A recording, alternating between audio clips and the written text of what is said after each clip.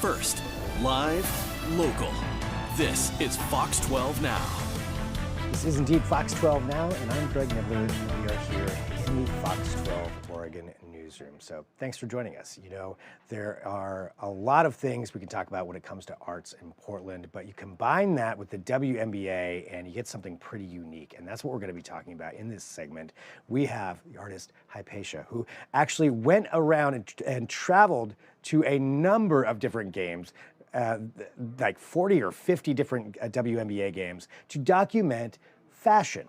And part of that fashion became a book, and now part of that book is now an art display that you can see here in Portland, an exhibition celebrating all of that. And the best person to explain this all is Hypatia. So let's go ahead and jump right into this interview now. Hypatia, thank you for joining us. Excited, to go through this, to talk about how this project came together, and of course for Portland Arts Week, what people can go down and check out in person. Before we go to all that, could you tell us just about yourself a little bit? How did you get into this to begin with, and especially this project of going to 9 million WNBA games and taking pictures of fashion? No, yeah, for sure. So my name's Hypatia, and I, before doing this, did a lot of communications work, a lot of kind of political strategy, communications, different things like that. And I loved basketball. I grew up in San Antonio, Texas, so that was like my bread and butter for growing up.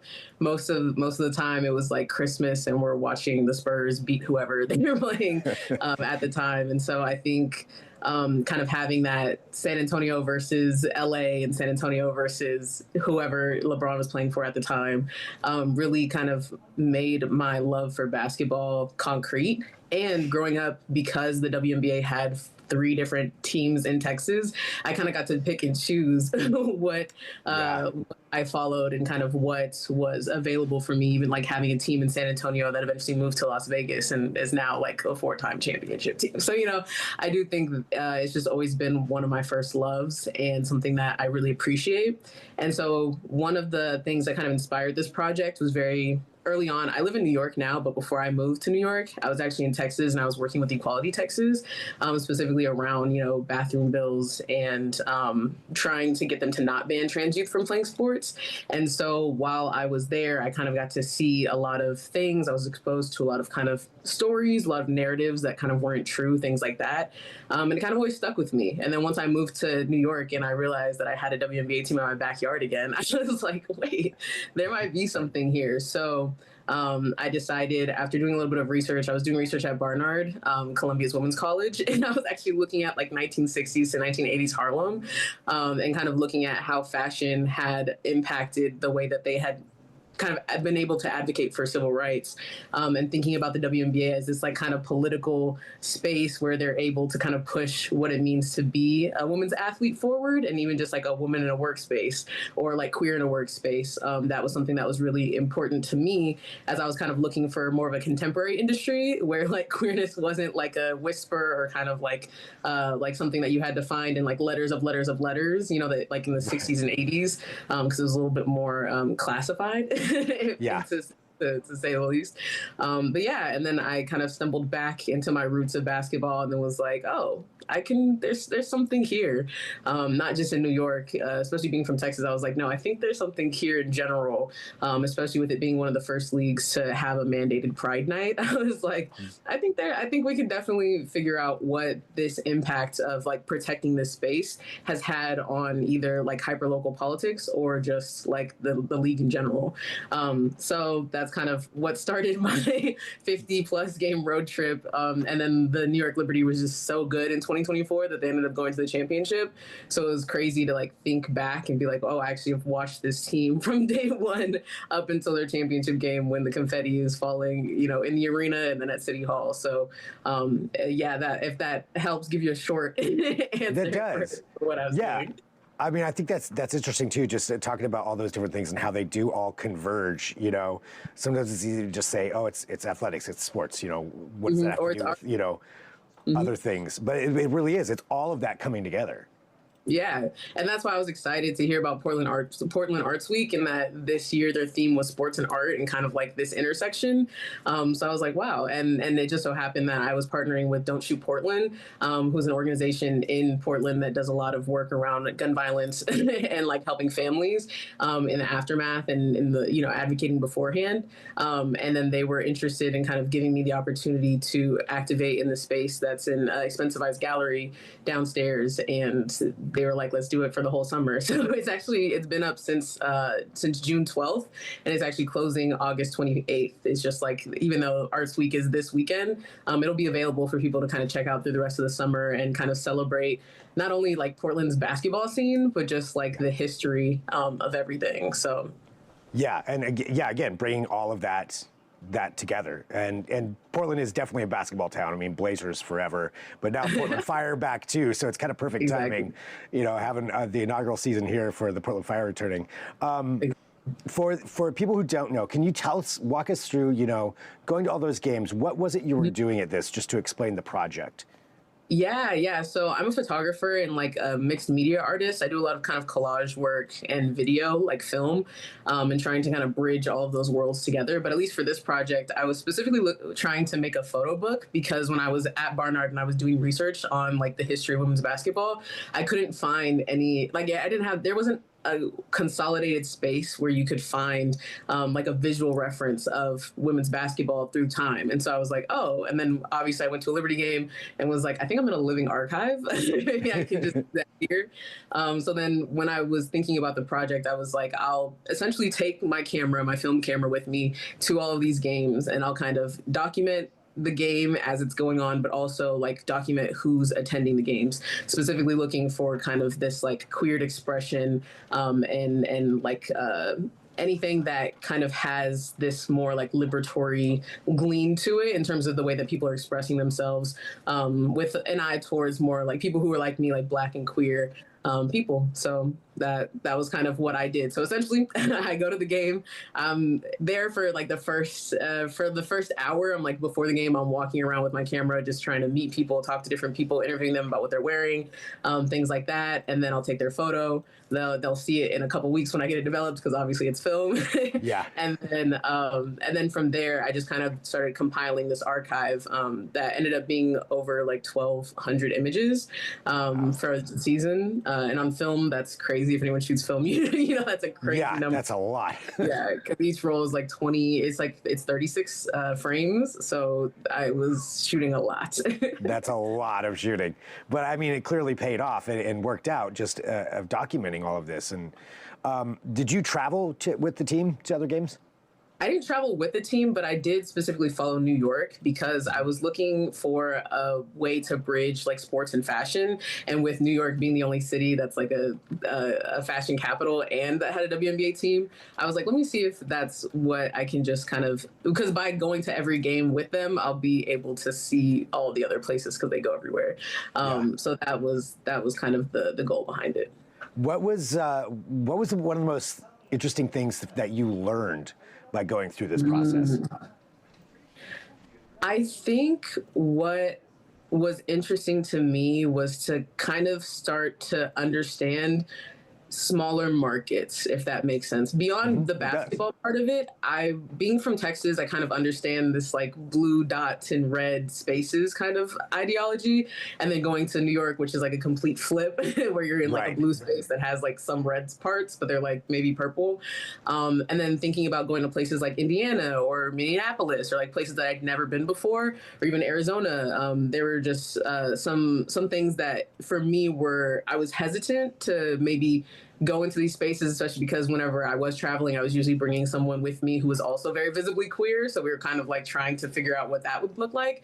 But what was surprising, what I learned, was that they're beyond maybe just the WNBA games, but just the communities that have a WNBA team are so receptive to there being a like Black or queer majority, or like Black or queer population around them in communities. So I didn't experience any crazy things at all. If anything, I felt like there was like an overwhelming welcome to these spaces that kind of maybe lack more of like representation from people like me, or the people that I was bringing, which was really like nice and sweet. I think that was shocking. Yeah, the Like most. a happy surprise, yeah. Yeah, for sure. Like I think the like oh yeah, like I don't think I have any bad things besides like not even besides, but I think maybe another shocking part of this was like of all the people that I asked and interviewed, which is probably over like 300 plus people, I was only told no maybe like 5 times, and it was only because they were like either rushing somewhere, or like I'm catching them in like a bad moment, or they're just like I'm camera shy, I'm off the internet, Right. things like that.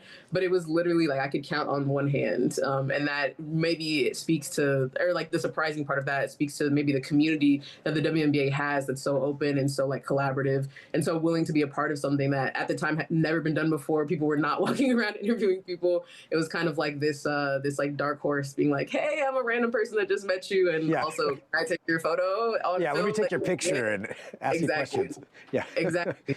So I think that was also another surprising part of just like beyond the cities, but the community that the WNBA has really at the time like really had was so sweet and just like really Yeah. caring and really like loves women, not even just women's sports, but like love the community aspect of being able to be around women's sports. So that was surprising kind of, but also like just really one of the highlights, honestly, of doing the project. Yeah, I would imagine that's, especially for you too, being the artist behind this. I mean, you know how it could be. I mean, you're walking up, like you just said, with a camera being, hey, let me take your picture and interview you. A lot of people may not want to do that, but it sounds like, I mean, with the overwhelming number Yes. that said yes, yeah, you had a good approach, number one. But also, yeah, it talks about that space and just how awesome that is. For the exhibit itself, for people here in Portland, you know, as we mentioned, Portland Arts Week going on, but the exhibit's going to be here through August. So what is it like when they walk in? What are they going to see and experience? Yeah, so the building is actually crazy. Like I don't know if people will be able to go up through the entire building, but like the bottom floor is a gallery space, and this 4-story building that used to be a bank that that was then converted into this like obviously gallery space on the first floor, and then like a kind of co-working jungle gym is the best way that I can understand the next like 3 floors. And so it has all these kind of like different pockets and different rooms, but at least on the first floor you kind of have this you have this like grand staircase when you first walk in, and then to the left is where the show is. And so when you kind of walk in, you get to see, you're immediately, I feel like you get the sense of just color. I think that was something that was really important to me, because the book, whenever you turn it to the side where the pages are, it's like a rainbow, because I specifically like made it be, even though it's a black cover, the side has a rainbow on it, just so that way it like is a little bit incognito queer. And so that's what you'll kind of be welcomed in by other fans who have expressed themselves in these different kind of variations. You kind of get to go on a scavenger hunt through all of the colors and to see what everyone was wearing and kind of how they were expressing themselves. And also just the community behind like what it looks like to be a women's sports fan. That was really something that I think came through with the kind of joy and excitement of just being in the space that is kind of captured through these more intimate portraits of people just being able to express themselves freely, especially during 2024, which I feel like was a little bit more of a like optimistic time in general. So people were really excited, and even like sporting different like Kamala 2024 shirts and things like that. So like that, like look like jerseys. So just like very optimistic, very joyful, and kind of you get to step into these more intimate moments that I was having with a lot of the people that I was talking to. Amazing. Yeah, get to experience that world, or at least look at, Yeah, as you're yeah, and walking there's through the also exhibit. yeah, I was gonna say, and then we also have like a display case that I went on a hunt for a whole bunch of different kind of artifacts from the Portland Fire's original years, from 2000 to 2002, so they can see a little bit of that history, see a little bit of the USA basketball Olympic team from like the '90s history that was given to us or donated to us for just for like the use of the exhibition. They'll get it back by the sports bra. And then you'll see some stuff from Oregon just because of the New York lineage with Sabrina Ionescu Yeah. and Matsu Sabali. So, or the Sabali sisters, also Niara. We love her in Toronto. But yeah, so you kind of get to see the growth of the game in Portland through the history of that in the display case through various artifacts. Very cool. How does it feel to have this exhibit, across the country? You started off in Texas, New York, now you're in Portland, with this exhibit. Yeah. I mean, how does that feel? It feels great because I think it's one of those moments where like you never know how much you're going to be able to meet a moment. And I think that's kind of what makes me kind of just sit back in awe at the like opportunity and the possibility to bring this to a place that is kind of trying to seed or like kind of trying to water the history that has already been there with the WNBA, and just to see how many people are excited and have been excited about basketball. I was able to go to a game down there, and when I tell you, it's interesting because everyone says Barclays is one of the like more like hyped arenas, but even just being in Portland, like people were standing on just like they're up by 10 and they're like standing and jumping at a layup, you know, and you can kind of just see that excitement and that journey of like being able to finally have a team back. One thing that I'll say is like whenever I was in Seattle and I was interviewing people and kind of walking around, I would say a lot of the people that I talked to were actually like, oh, I'm from Portland. I drove up here from the game, and it was like a Wednesday or Thursday game. Like it wasn't even like a weekend. So just to say that like all of that diehard energy for basketball can now kind of return home, and there's something really sweet about that, and really sweet about being able to kind of build this home base or this kind of space for, you know, queer people, especially in Portland right now, that they can also kind of go to and bring all of their friends and family along with everybody else who's just excited about basketball. It's a really like sweet, joyful space. It is. It's awesome. I will say the Portland-Seattle rivalry is awesome too. These we're very, very similar, but it's so much fun having a rivalry back with Fire and the Storm. So it's so exactly. All right. Well, I want to say thank you, very much for joining us. So for people who want to check this out, the exhibit and also your book, what is the best way for them to do so, to follow along with everything that you're doing? Yeah, so the best way to do it is to follow my Instagram for the project. It's called Fitted WBB, as in like Fitted Women's Basketball. So FITTED WBB. And if you want to order a book, you can go to our website, which is www.womensbasketballfashionarchive. So it's a tongue twister, but yeah, that is kind of, that's where you'll be able to kind of catch any of our events. We do other stuff, mainly activating in New York right now, but obviously in Portland as well. And hopefully we'll have a couple more events coming up for you guys. Nice. All right. Well, thank you very much for joining us, and congratulations, on this. And jumping into that, and then it's so cool. Thanks, Hypatia. Thanks, Greg. I appreciate it. All right, and again, we are live here in the Fox 12 Oregon newsroom, so big thanks to Hypatia for joining us for that. And we'll have more on that later on in the summer, but definitely can go check out that exhibition. Okay, for now, we've been here since 1 o'clock, and it's about time to wrap up, and we're going to be heading to our 4 o'clock news here shortly. And thanks for joining us here every single weekday. So again, starting at 1, and we also have Good Day Oregon Plus from 11 a.m. to noon. So plenty of things here throughout the week, and you can find these interviews and segments on the Fox 12 Oregon website. You can find it on our apps. You can find it under the tab Fox 12 Now, so plenty of places to go. It is Friday. Everybody have a great weekend. We'll talk to you on Monday with more Fox 12 Now.